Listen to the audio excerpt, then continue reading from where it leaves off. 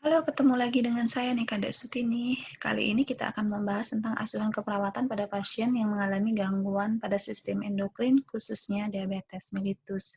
Namun, sebelum lanjut, mari kita bahas sedikit tentang apa sih yang dimaksud dengan diabetes mellitus. Diabetes mellitus atau dikenal dengan istilah DM atau bahasa awamnya disebut juga dengan kencing manis, merupakan sekelompok gangguan metabolisme yang ditandai dengan kadar gula darah yang tinggi selama periode waktu yang lama. Penyakit ini ditandai dengan adanya gangguan metabolisme terhadap karbohidrat, lemak maupun protein yang disebabkan karena kerusakan fungsi hormon yang dihasilkan oleh pankreas yaitu insulin. Gejala umum yang dialami oleh pasien berupa sering merasa haus, sering kencing, dan sering makan yang dikenal dengan istilah polidipsi, poliuri, dan polipagi. Jika tidak diobati, tentunya diabetes dapat menyebabkan banyak komplikasi. Komplikasi akut dapat mencakup ketoasidosis diabetik, keadaan hiperglikemik hiperosmolar, atau bahkan kematian. Komplikasi jangka panjang yang serius yaitu penyakit kardiovaskuler, stroke, penyakit ginjal kronis, borok atau kaki diabetik, kerusakan saraf atau neuropati diabetik, kerusakan mata, retinopati diabetik, dan gangguan kognitif bisa dialami oleh pasien. Kenapa penyakit diabetes mellitus perlu dibahas dan ditata laksana dengan baik? Karena secara epidemiologi, berdasarkan hasil Rikestas tahun 2018, melaporkan bahwa prevalensi diabetes mellitus di Indonesia mengalami peningkatan cukup signifikan dibandingkan dengan hasil Rikestas tahun 2013. Hal ini menunjukkan bahwa diabetes mellitus merupakan salah satu penyakit tidak menular atau PTM yang masih menjadi masalah kesehatan di Indonesia. Berdasarkan jenis kelamin, prevalensi diabetes mellitus di Indonesia cenderung dialami oleh perempuan dan dialami oleh pasien yang memiliki riwayat pendidikan rendah. Dan berdasarkan tempat, menunjukkan tidak ada perbedaan terlalu signifikan kejadian atau prevalensi diabetes mellitus baik di daerah perkotaan maupun daerah pedesaan.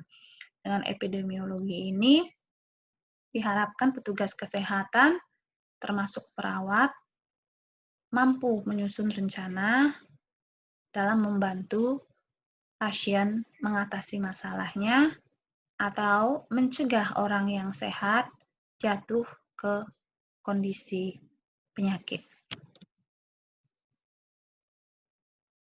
Pada penyakit diabetes mellitus, terjadi masalah ketidakseimbangan kadar gula, di mana glukosa adalah karbohidrat alamiah yang digunakan tubuh sebagai sumber energi. Kadar glukosa pada darah dikendalikan oleh beberapa hormon. Insulin adalah hormon yang dibuat oleh pankreas. Ketika kita makan, pankreas membuat insulin untuk mengirim pesan pada sel-sel lainnya di tubuh kita. Insulin ini memerintahkan sel-sel untuk mengambil glukosa dari darah. Glukosa digunakan oleh sel-sel untuk pembentukan energi.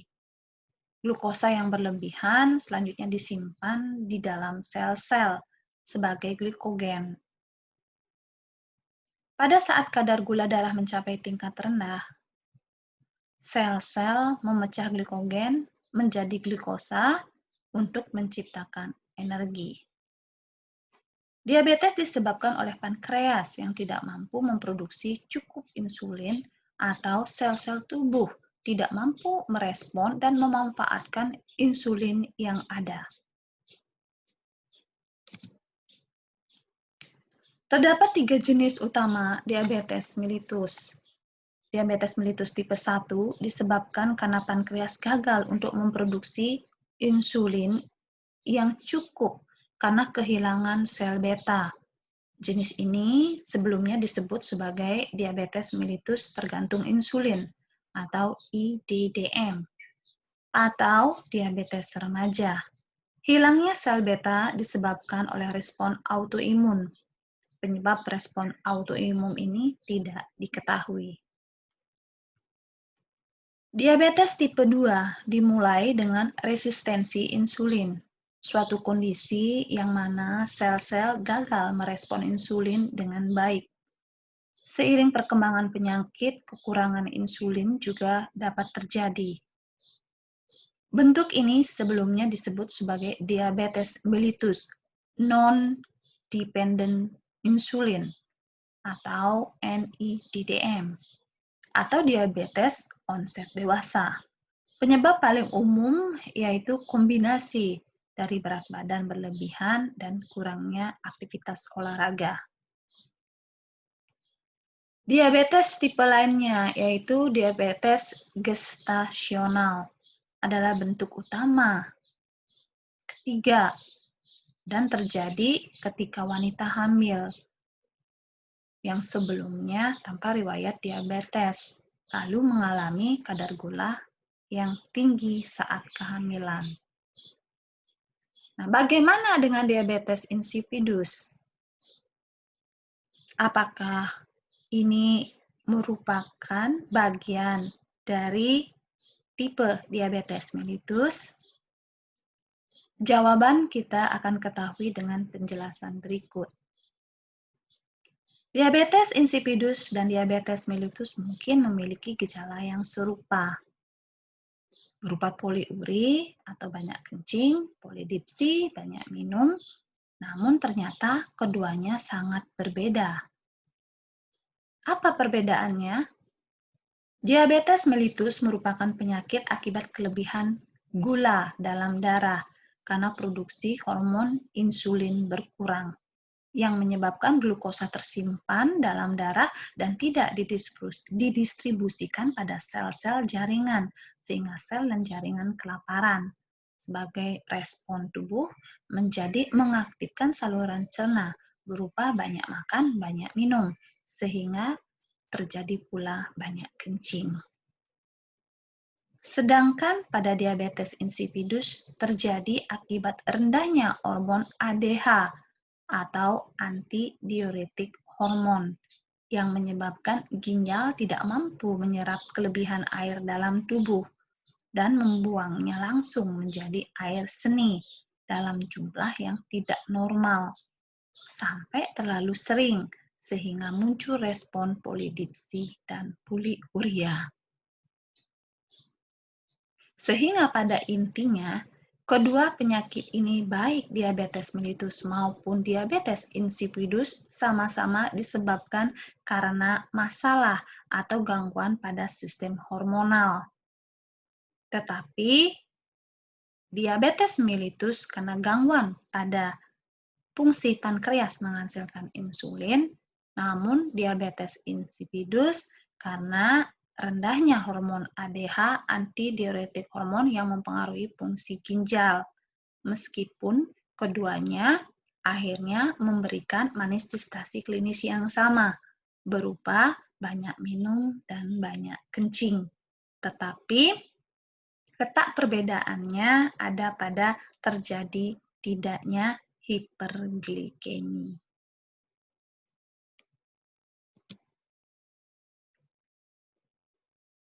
Diabetes yang tata laksananya baik melalui doa, diet, obat, dan aktivitas, maka akan mampu mengontrol gula darah sehingga tetap dalam kondisi normal dan menjalani kehidupan seperti biasa. Namun bila pasien tidak taat terhadap terapi doa, maka pasien akan mengalami ketidakstabilan kadar gula darah yang dapat menyebabkan pasien mengalami komplikasi. Selanjutnya kita akan membahas apakah masalah keperawatan yang umum dialami oleh pasien dengan diabetes mellitus.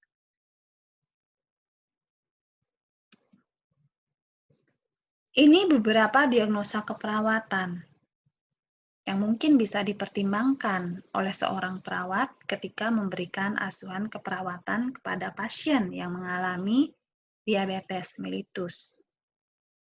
Risiko ketidakstabilan kadar gula darah, perfusi perifer tidak efektif, risiko gangguan integritas kulit, dan manajemen kesehatan tidak efektif.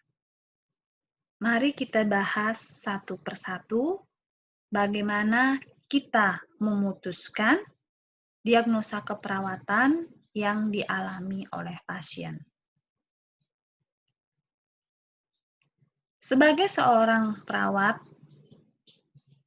tentunya merumuskan diagnosa keperawatan merupakan hal penting sebelum perawat menyusun suatu rencana keperawatan yang selanjutnya digunakan sebagai pedoman dalam memberikan asuhan keperawatan atau intervensi dengan harapan akhir semua rencana dan capaian yang ingin dicapai mencapai hasil yang optimal untuk meningkatkan derajat kesehatan pasien. Dalam asuhan keperawatan, ada 5 tahap yang harus dilakukan oleh perawat, mulai dari pengkajian, penegaan atau merumuskan diagnosa keperawatan, menyusun rempra, melakukan implementasi, dan yang paling terakhir adalah melakukan evaluasi. Proses pengkajian dilakukan oleh perawat berdasarkan data fokus. Kesiapan perawat dan pemahaman perawat terhadap konsep teori sangat penting. Dalam perumusan diagnosa keperawatan, seorang perawat harus memiliki pedoman. Buku SDKI yang dikeluarkan oleh PPNI, Nanda, maupun sumber yang lainnya seperti Linda Jual Karpin itu bisa menjadi pedoman bagi perawat ketika menetapkan dan merumuskan diagnosa keperawatan. Nah, selanjutnya, mari kita bahas satu persatu diagnosa keperawatan yang perlu dipertimbangkan oleh perawat ketika memberikan asuhan keperawatan pada pasien dengan diabetes mellitus. Yang pertama, risiko ketidakstabilan kadar gula darah. Kapan seorang perawat bisa mengangkat label diagnosa ini?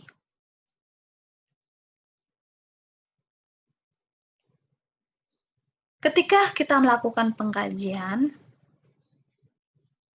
bila kita menemukan kondisi klinis terkait dengan diagnosa ini, salah satunya adalah diabetes mellitus, diabetes gestasional, ketoasidosis diabetik, hipoglikemi, merupakan kondisi-kondisi klinis terkait yang mengarahkan kita mempertimbangkan diagnosa keperawatan ini untuk ditegakkan. Definisi diagnosa risiko terhadap variasi kadar gula darah dari rentang normal menjadi dasar bahwa masalah ini kemungkinan besar dialami oleh penderita DM dengan ciri khasnya mengalami hiperglikemi atau hipoglikemia dengan beberapa faktor risiko. Kurangnya terpapar informasi tentang manajemen diabetes, ketidaktepatan pemantuan glukosa darah, kurang patuh pada rencana manajemen diabetes, manajemen medikasi yang tidak terkontrol, kehamilan, penambahan berat badan, dan kondisi-kondisi psikologis seperti stres berlebihan kurang dapat menerima diagnosis merupakan faktor risiko yang perlu kita kaji di pasien diabetes mellitus ketika kita menegakkan diagnosa risiko ketidakstabilan kadar gula darah. Selanjutnya, diagnosa perfusi perifer tidak efektif. Kita perlu pertimbangkan mengangkat diagnosa ini ketika kita memberikan asuhan keperawatan pada pasien dengan diabetes mellitus dengan mengkaji kondisi klinis terkait. Salah satunya adalah diabetes mellitus. Dengan definisi, terjadi penurunan sirkulasi darah pada level kapiler yang dapat mengganggu metabolisme tubuh dengan penyebab hiperglikemia. Gejala dan tanda mayor maupun minor juga perlu diperhatikan ketika kita mempertimbangkan mengangkat diagnosa ini. Turgor kulit yang menurun, pengisian kapiler lebih dari 3 detik, paratesia, penyembuhan luka yang terlambat pada komplikasi diabetic foot merupakan beberapa tanda mayor dan tanda minor yang bisa mendukung pengangkatan label diagnosa perfusi perifer tidak efektif pada pasien dengan diabetes mellitus. Selanjutnya, bagaimana dengan risiko gangguan integritas kulit atau jaringan? Bila kita lihat dari kondisi klinis terkait, merupakan